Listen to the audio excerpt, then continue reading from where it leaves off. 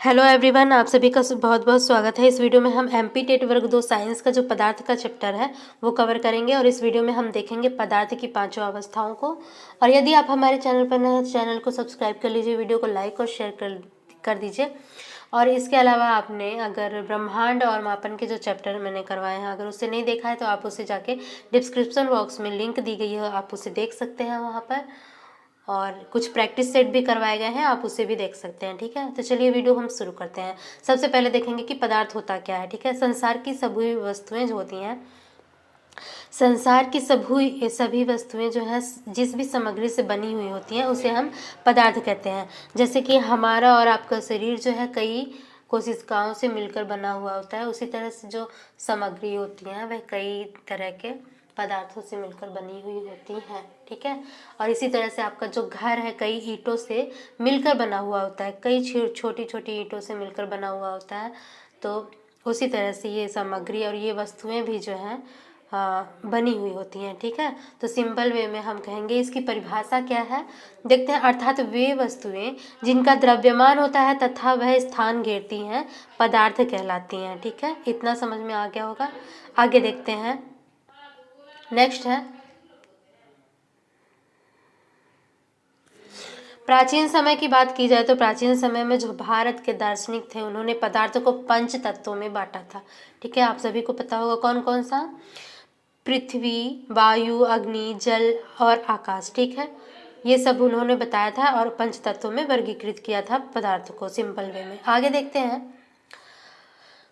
आगे दिया गया है सभी पदार्थ जो है कणों से मिलकर बने हुए होते हैं। सभी पदार्थ जो है कई छोटे छोटे कण से मिलकर बने हुए होते हैं तथा पदार्थ के एक कण जो है अत्यंत सूक्ष्म होते हैं। ठीक है, जिस तरह से हमारी और आपकी बॉडी जो है कई कोशिकाओं से मिलकर, कई छोटी छोटी कोशिकाओं से मिलकर बनी हुई होती है, हमारा और आपका घर भी कई छोटे छोटे ईंटों से मिलकर बना हुआ होता है। ठीक है, उसी तरह से ये पदार्थ भी होते हैं जो कि कई छोटे छोटे सूक्ष्म कण से मिलकर बने हुए होते हैं। ठीक है, आगे देखते हैं, पदार्थ के कणों के बीच में क्या होता है, रिक्त स्थान होता है। ठीक है, गैप होता है। पदार्थ के कण जो है निरंतर गतिशील होते हैं, ये सभी इसकी विशेषताएं हैं पदार्थ की। ठीक है, आप इसे ध्यान से सुनेंगे। पदार्थ के कण क्या होते हैं, पदार्थ के कणों के बीच में रिक्त स्थान होता है, ये आपका पहला हो गया। और इसके कण जो है निरंतर गतिशील होते हैं। ठीक है, पदार्थ के कण जो है एक दूसरे को आकर्षित करते हैं। ठीक है, ये भी याद रखेंगे। और पदार्थ के कण में जो है गतिज ऊर्जा होती है। ठीक है, और तापमान जैसे जैसे बढ़ेगा इसकी गतिज ऊर्जा भी बढ़ जाएगी, कणों की जो है गतिज ऊर्जा भी बढ़ जाएगी। आगे देखते हैं, पदार्थ के कण अपने आप ही एक दूसरे के साथ क्या होते हैं, मिश्रित हो जाते हैं। ठीक है, एक दूसरे से क्रिया करके मिश्रित हो जाते हैं। जैसे आपने दूध में अगर पानी को मिला दिया तो पानी का पता नहीं चलता है, दूध ही दूध आपको दिखता है। तो उसी तरह से यहाँ पर है कि पदार्थ के कण जो है अपने आप में ही एक दूसरे के साथ अंतः मिश्रित हो जाते हैं। ठीक है, आगे देखते हैं, ऐसा जो है कणों के रिक्त स्थानों में समावेशन के कारण होता है। ठीक है, जो कण होते हैं उनमें जो रिक्त स्थान अभी बताया गया कि होते हैं, जो पदार्थ की एक विशेषता है कि पदार्थ के कणों के मध्य में एक क्या बोलते हैं रिक्त स्थान पाए जाते हैं, तो उन्हीं के समावेशन के कारण होता है। ठीक है, सिंपल सा है। आगे देखते हैं विसरण। विसरण क्या होता है आपका, ठीक है, दो विभिन्न पदार्थों के कणों का स्वतः मिलना ही यह क्या कहलाता है, आपका विसरण कहलाता है। ठीक है, आगे देखते हैं, अंतराणुक बल किसे कहते हैं, तो अंतराणुक बल है पदार्थ के कणों के मध्य में जो कण होते हैं जिनसे मिलकर के आपके पदार्थ बने हुए, आपकी सामग्रियां बनी होती हैं।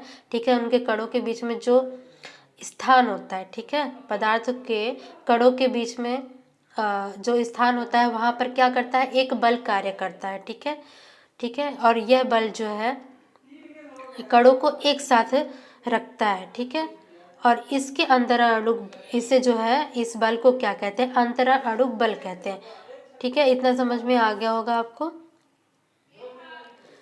एक बार फिर देख लेते हैं इसको। ठीक है, पदार्थ के कणों के बीच में एक बल कार्य करता है, ये आपके पदार्थ हो गए कण जो कि ये रिक्त स्थान है और इन्हीं के बीच में एक बल कार्य करता है। ठीक है, और यह जो, और इसे क्या कहते हैं, अंतराणुक बल कहते हैं। ठीक है, और यह क्या करता है, कणों को आपस में क्या एक साथ रखता है। आगे देखते हैं, प्रत्येक पदार्थ में यह आकर्षण बल अलग अलग होता है। ठीक है, प्रत्येक पदार्थ में, हर एक पदार्थ में यह जो बल होगा आपका अंतराणुक बल, यह क्या होगा, इसका आकर्षण जो होगा अलग अलग होता है और इन्हीं बलों के कारण जो है पदार्थ की अवस्थाएं बनती हैं।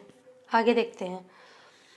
पदार्थ की मुख्यतः तो तीन अवस्थाएं होती हैं, ठोस, द्रव और आपका गैस। ठीक है, पदार्थ की ये अवस्थाएं जो है उनके कणों की विभिन्न विशेषताओं के कारण होती हैं। आगे देखते हैं पदार्थ की चौथी अवस्था को क्या कहते हैं। तो पदार्थ की चौथी अवस्था को क्या कहते हैं, प्लाज्मा कहा जाता है। और पदार्थ की पांचवी अवस्था को क्या कहते हैं, बोस आइंस्टीन कंडेंसेट कहते हैं। ठीक है, आगे देखते हैं प्लाज्मा क्या होता है। ठीक है, प्लाज्मा ठोस और लिक्विड का कॉम्बिनेशन होता है।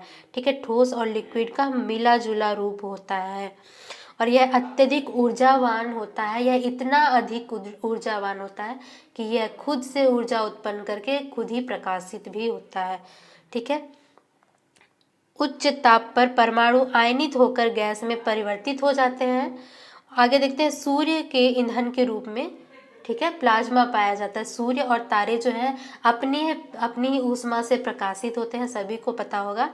ठीक है, तो वो किस ईंधन के कारण होता है, उनमें जो प्लाज्मा नामक ईंधन पाया जाता है ना, उन्हीं के कारण वो क्या होते हैं, प्रकाशित होते हैं। ठीक है, आगे यहाँ पे दिया भी गया है जो स्वयं का प्रकाश उत्सर्जित करते हैं। ठीक है, आगे देखते हैं बोस आइंस्टीन। तो ये बोस आइंस्टीन कंडेंसेट को दिया किसने था, तो यह दिया था भारतीय वैज्ञानिक थे बोस आइंस्टीन। कंडेंसेट का सिद्धांत जिन्होंने दिया था उनका नाम है सत्येंद्र नाथ बोस। ठीक है, अब देखते हैं, अब आगे का डिटेल देखते हैं क्या होता है। यहाँ पर बल लगाने पर क्या होता है, ठोस जो है टूट सकते हैं लेकिन इनका आकार नहीं बदलता है। ठीक है, ठोस जो होता है बल लगाने पर टूट जाएगा लेकिन इसका आकार परिवर्तित नहीं होगा। आगे देखते हैं द्रव्य का कोई अपना आकार नहीं होता है। ठीक है, उसमें द्रव्य को जिसमें जैसा डाल दो वो उसी का रूप ले लेता है। ठीक है, यहाँ पर दिया भी गया है जिस बर्तन में इसे रखते हैं ये उसी का आकार ले लेता है परंतु द्रव्य का आयतन होता है। ठीक है, आगे देखते हैं। द्रव्य में ठोस, द्रव और गैस तीनों का मिश्रण संभव है। द्रव्य में ठोस, द्रव और गैस ये तीनों का विसरण क्या होता है, संभव है। विसरण क्या होता है मैंने पहले ही बता दिया है। ठीक है, आगे देखते हैं। ठोस की अपेक्षा द्रव्य में विसरण की दर जो है अधिक होती है। ठोस की अपेक्षा द्रव्य में जो है विसरण की जो दर होती है वह अधिक होती है। ये सभी विशेषताएं भी हैं, आप इसे नोट करते जाइएगा। और यही कारण है कि द्रव्य अवस्था में पदार्थ के कण स्वतंत्र रूप से गति करते हैं। ठोस की अपेक्षा द्रव के कणों में रिक्त स्थान अधिक होता है। आगे देखते हैं। दिया गया ठोस एवं द्रवों की तुलना में गैसों की संपीड्यता काफी अधिक होती है। ठीक है, गैसों की यहाँ पे संपीड्यता बताया गया तो संपीड्यता काफी अधिक होती है। ठीक है, तापमान एवं दाब में परिवर्तन कर पदार्थ की अवस्थाएं जो हैं बदली जा सकती हैं। जैसे कि तापमान एवं दिया गया तापमान एवं दाब में परिवर्तन करके पदार्थ की जो अवस्थाएं हैं बदली जा सकती हैं। एग्जाम्पल के रूप में आप पानी को ले सकते हैं, बर्फ को ले सकते हैं और गैस को भी ले सकते हैं। ठीक है, जैसे पानी बर्फ बन जाता है अत्यधिक तापमान पर, अत्यधिक ठंड होने पर, और अत्यधिक गर्म करेंगे तो पिघल के तो पुनः पानी बन जाता है। ठीक है, आगे देखते हैं। दिया गया है जिस तापमान पर कोई ठोस पिघल कर द्रव्य बनता है, ठीक है, बन जाता है, वह पदार्थ का क्या कहलाता है, गलनांक कहलाता है। आगे देखते हैं। गलने की प्रक्रिया यानी ठोस से द्रव अवस्था में परिवर्तन को क्या कहते हैं, मंगलन भी कहते हैं। मंगलन किसे कहते हैं, तो गलने की जो प्रक्रिया है यानी ठोस से द्रव अवस्था में परिवर्तन को मंगलन कहते हैं। आगे देखते हैं। गलने की प्रक्रिया के दौरान जो है गलनांक पर पहुंचने के बाद जब तक कोई पदार्थ पूरी तरह गल नहीं जाता है तापमान नहीं बदलता है। ठीक है, चाहे उसमें और भी ऊष्मा क्यों ना दे दी जाए। इंपॉर्टेंट पॉइंट है। ठीक है, गलने की प्रक्रिया के दौरान, ठीक है, जब गलनांक पर वह अपने गलनांक पर पहुंच जाता है तब उसमें कोई भी किसी भी तरह का उसके तापमान में परिवर्तन नहीं किया जा सकता, चाहे उसमें और अधिक ऊष्मा क्यों ना दे दी जाए। आगे है नेक्स्ट है, पदार्थ के कणों के आकर्षण बल को बदलने के लिए ताकि अवस्था में परिवर्तन हो सके, तापमान में बिना कोई वृद्धि दर्शाए पदार्थ उस अतिरिक्त ऊष्मा को अवशोषित कर लेता है और यह ऊष्मा पदार्थ में छुपी हुई रहती है, जिसे कि गुप्त ऊष्मा कहते हैं।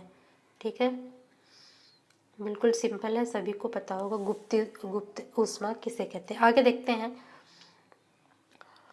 यहाँ पर ठोस कार्बन डाइऑक्साइड दिया है। ठीक है, यहाँ पर CO2 होगा। ठोस कार्बन डाइऑक्साइड द्रव्य अवस्था में आए बिना सीधे गैस में परिवर्तित हो जाती है। यही कारण है कि ठोस कार्बन डाइऑक्साइड को शुष्क बर्फ भी कहते हैं। ठीक है, तो शुष्क बर्फ किसे कहते हैं, तो ठोस कार्बन डाइऑक्साइड जो होती है आपकी शुष्क बर्फ कहलाती है। आगे देखते हैं,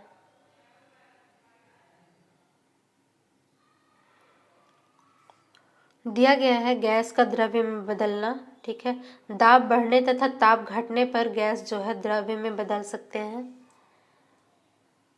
फिर है आपका वाष्पीकरण, तो वाष्पीकरण को हम नेक्स्ट वीडियो में देखेंगे। ठीक है, इस वीडियो में सिर्फ इतना ही। वीडियो अच्छा लगा हो तो वीडियो को लाइक कीजिए, शेयर कीजिए, चैनल को सब्सक्राइब कीजिए।